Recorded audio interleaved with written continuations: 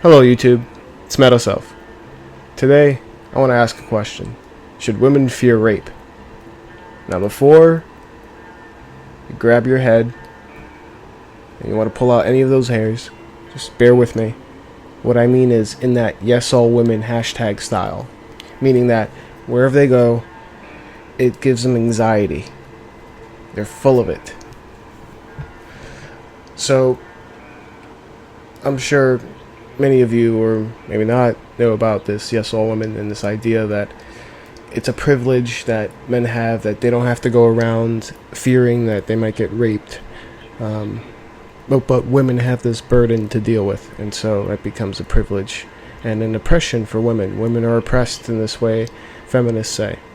I want to deconstruct. Now, just want to quickly state for the record, of course I feel that women should fear rape.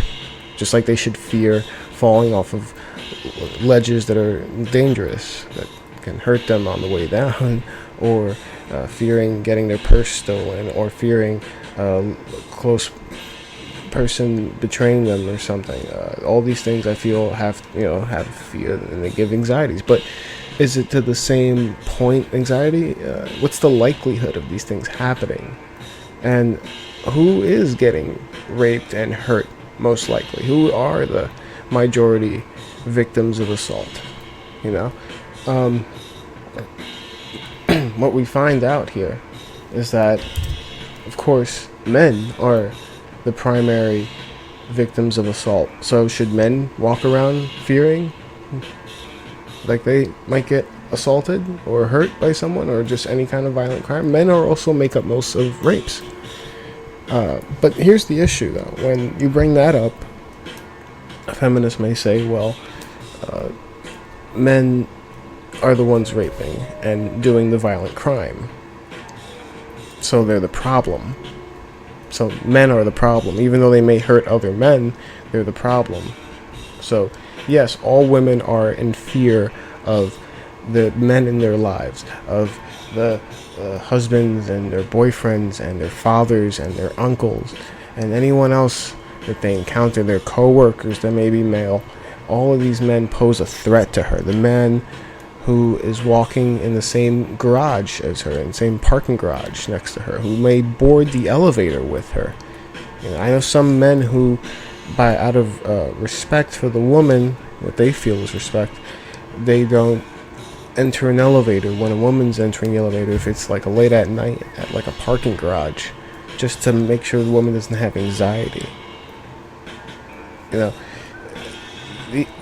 These kinds of things are anxieties that are just somewhat unwarranted in my opinion. But that's the rhetoric. I mean, all women are in fear of men, and this is a privilege for men because we don't have to walk around, even though it is more likely for us to get hurt.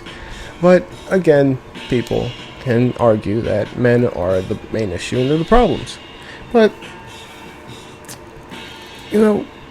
what about crimes that are mostly done by women?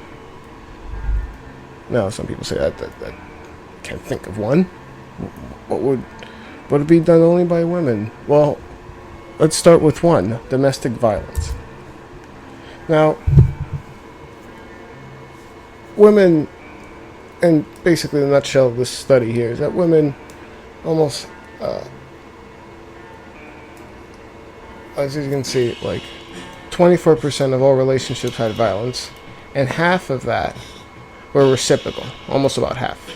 But of the non-reciprocal, meaning there's just no way to tell who did what. It was just basically both of them butting heads together at the same rate, at the same speed, like two football players impacting each other. While the non-reciprocal are violent relationships that were started by mostly women, 70%. That's almost 3/4 of the non-reciprocal domestic violence is initiated by women. Women are the ones starting these things. Now, it is true men were more likely to inflict injury. So That's true because women manipulate men emotionally, while men, or weak men, in my opinion, retaliate physically because they don't know how else to deal with the emotions they're feeling. Now, like I said, I call them weak because I believe there are ways to get past this, even though I still think it's a bitchy thing to do when a woman pushes your buttons. That's some fucked up shit, and they dig deep stuff that you tell them in confidence they'll throw back in your face, so, but you can't never hit. That's just me. Unless they hit you, then that's a different story. But if you're, you don't want to initiate stuff. So, basically, women are committing most of these. There's an article here I found. It goes over, and I don't think the article is written by someone who is like a men's rights activist or anything. This is an article by someone who I think has feminist leanings. The way they bring it up and start about it, as you can see, how women are initiating domestic violence. That men were injured more often in relationships that featured reciprocal violence. So remember that percent we talked about before here? This 49.7 that was reciprocal? Men are the ones getting injured more often than those. Isn't that something, huh? But of course, we're not going to start arguing that men should fear all women. No, we're just trying to show some facts to dismantle rhetoric that's being used. Because the idea, just going on a little tangent here, is that all rhetoric is backed up by some kind of logic. And if you can show that that logic is faulty, then the rhetoric falls apart. And of course, all logic is backed up by grammar, and mostly everyone who comes out of high school has grammar. Oh, whoa, we got to do this now? I guess, what should I do? Maybe I'll change the color scheme. Keep the current one. I have no idea. What's the optimal choice?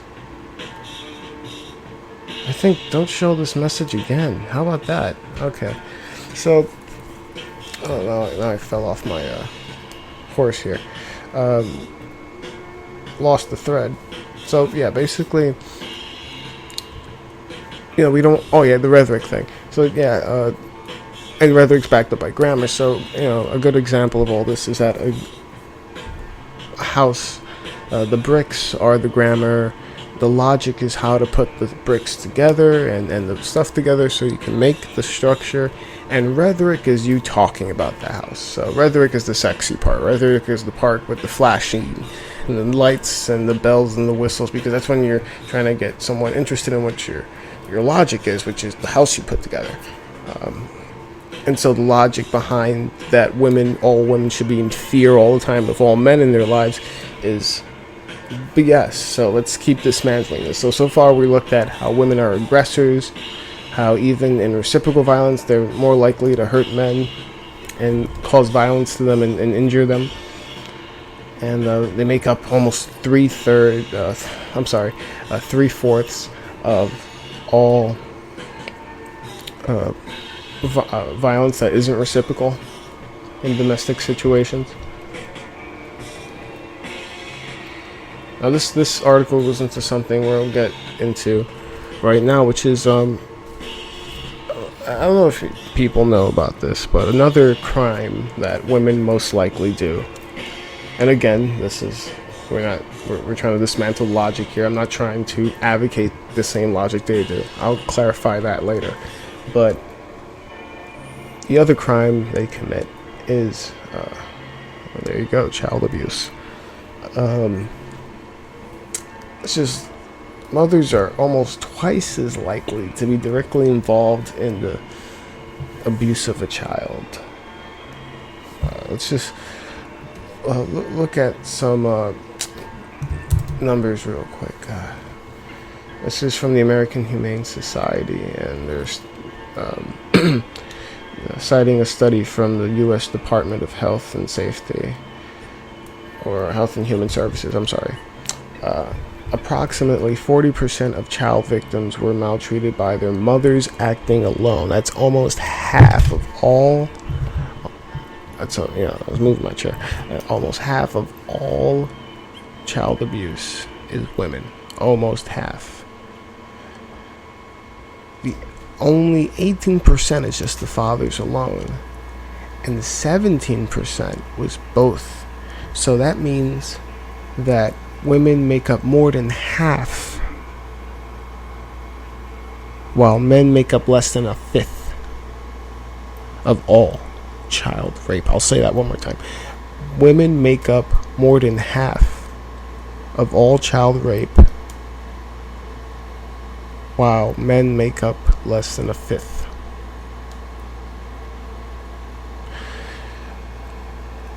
If that was the case, that's basically like the female form of rape in that sense with statistics. So if you're saying mostly men are committing rape, mostly women are committing child abuse, which is a form of rape. Well, if it's sexual, we're including here physical violence as well, in addition to sexual. But yes, and abuse and neglect as well. So it's just it's amazing how stuff like this isn't really considered. I mean, just look at this.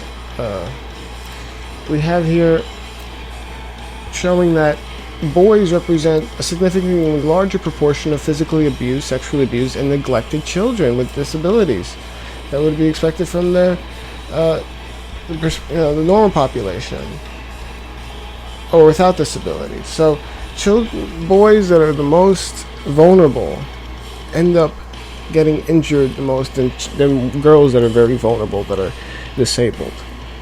And as we saw before, it's mostly women doing this. So not only are women committing most of the child abuse, they're committing, when they do commit child abuse, they significantly hurt more disabled boys than disabled girls. But am I going to start saying, yes, all children? Hashtag yes, all children? No. Because I think this rhetoric is bad, because no one wants to commit a certain fallacy. What is that fallacy, you may say? And this is the fallacy of composition. Sorry for the caps there. I'm not trying to yell at anyone. Now, if Google wants to cooperate, there we go. I know I spelled it wrong, okay? So, things are lagging today. Okay, so this fallacy arises when one infers or one thinks that something is true of the whole from the fact that it's true for some part. So just because some women commit child abuse doesn't mean all women, or that all people should be afraid of women wherever they go all the time. You know, that all children should be afraid of all their mothers because of the chance it might be the one. This is paranoid thinking. It's ridiculous. It's absolutely ridiculous. You know, well, besides just being a fallacy, it's just something that breaks us apart as a population by making it seem that men are guilty by default just for the fact they're men, and you have to treat them as if they're going to act that way. And I mean, I wouldn't want to treat women like they might, like if I leave a kid with a babysitter who's a woman, I don't want to think that, oh my God, she might be abusing him, you know, because the rates of these things aren't very much. I mean, we looked at before the rate of violent crimes every year. Well, besides the violent crimes dropping, right? You see these crosses here. I mean, there's a significant difference between the year before and the year after. Besides this drop that we see, and remember, men are more victims of it. But besides the drop, we see that in a country of 300 million, only a third of 1% are enduring any kind of violent crime. Now, what about rape, you say? Well, that's the percentage of rape reported.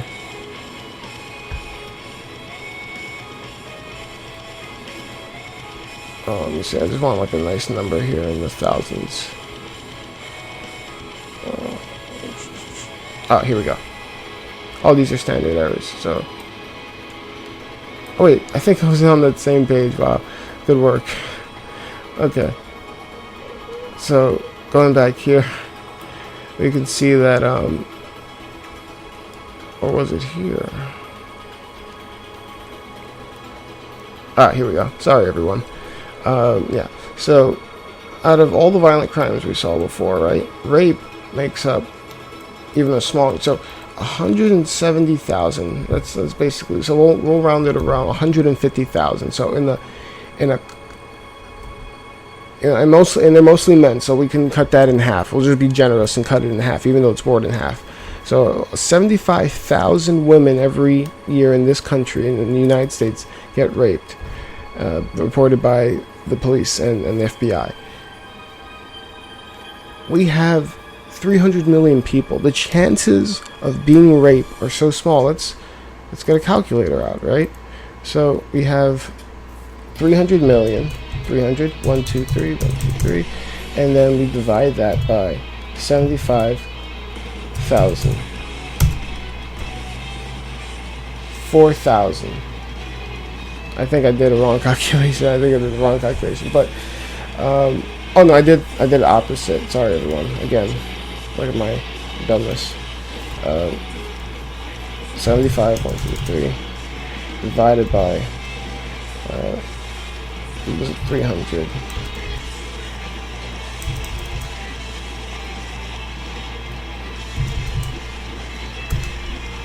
That's your percent.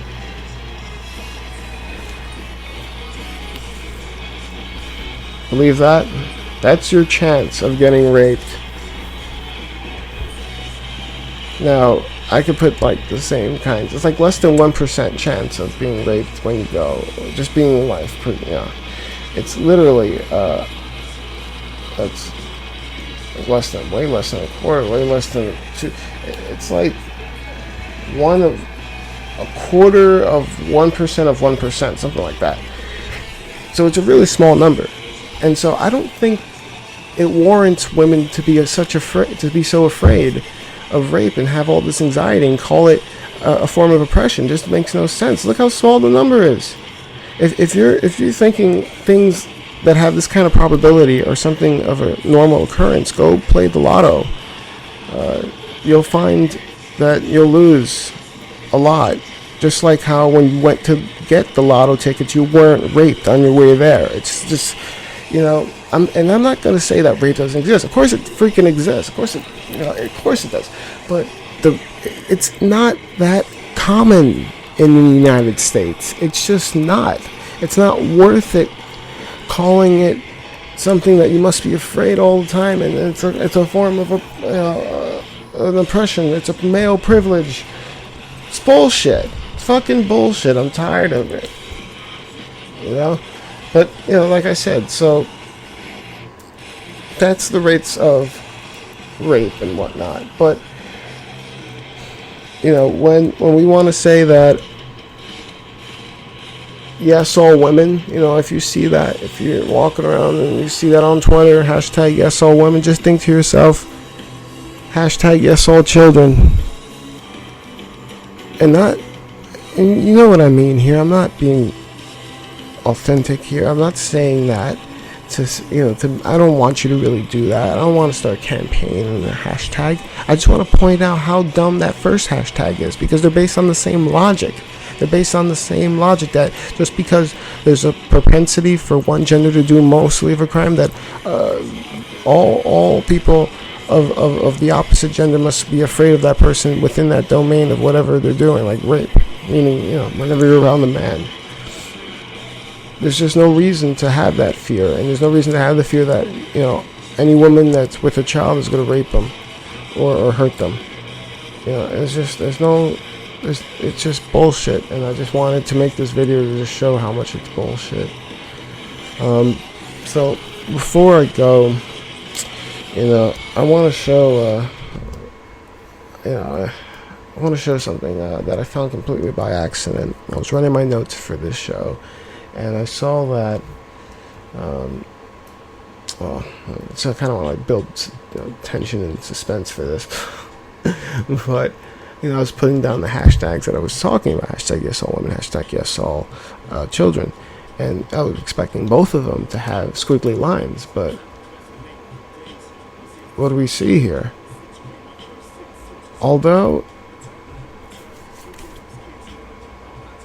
both words have no spaces, both phrases have no spaces between them, and they're grammatically incorrect, one is not given an error message or an error line.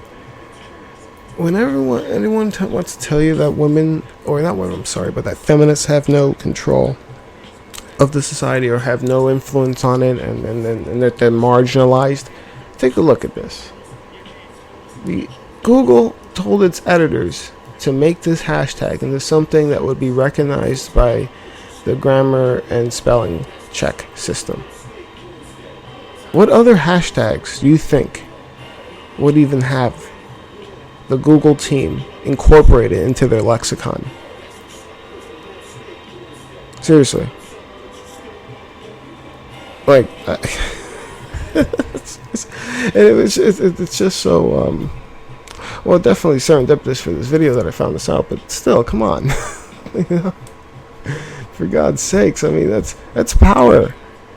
When was the last time your hashtag got included into Google's lexicon? Alright. That's all I want to talk about, really. I think I hit all the points I needed to hit. Of course, this video is like always. Each video is meandering, unorganized, but to the point. As my point's reiterated all the time, so it's not hard to understand.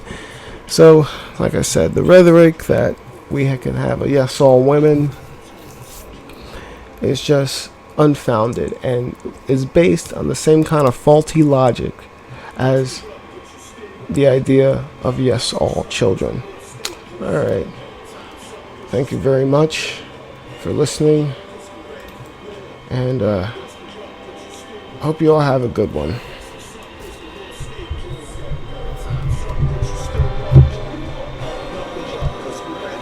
Meta Self out.